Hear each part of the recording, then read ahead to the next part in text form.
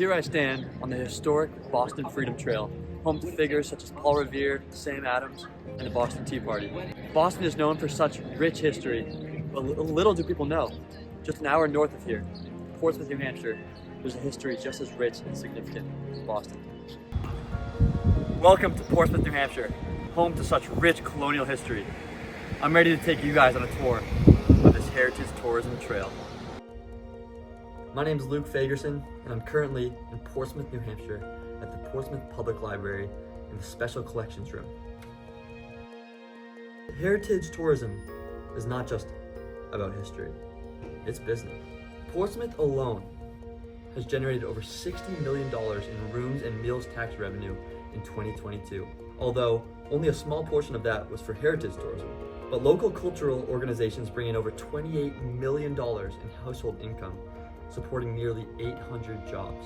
One of my favorite parts about the heritage tourism of Portsmouth, New Hampshire, is that the Portsmouth Public Library actually provides a free self-guided walking tour so that you and your family can walk the 1.5 to 2 mile adventure through the streets of historic Portsmouth and see everything from Strawberry Bank to the Liberty Eagle. I'm currently standing in front of the Strawberry Bank Museum.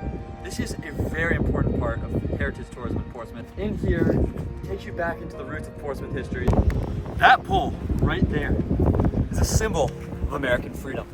The Sons of Liberty would gather at the start of the American Revolution to bring the troops together and bring victory to the States. These homes give a taste of Portsmouth history. It's beautiful, the architecture, it's everything. I'm currently outside the Puddle Dock restaurant, established in 2021, but it tastes like history.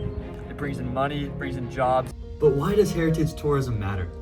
It doesn't just strengthen the economy, it builds community identity. It teaches, inspires, and reminds us of who we are. In Portsmouth, this isn't a trip back in time, it's a walk through a living story. This is one of the most interesting parts of the tour.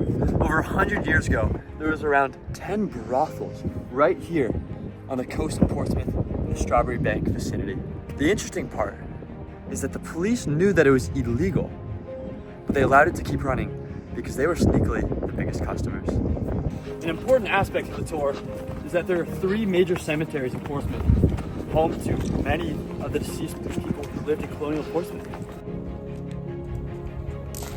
How cool is this?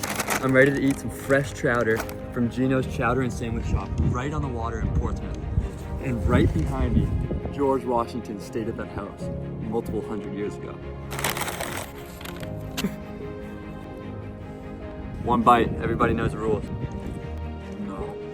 No.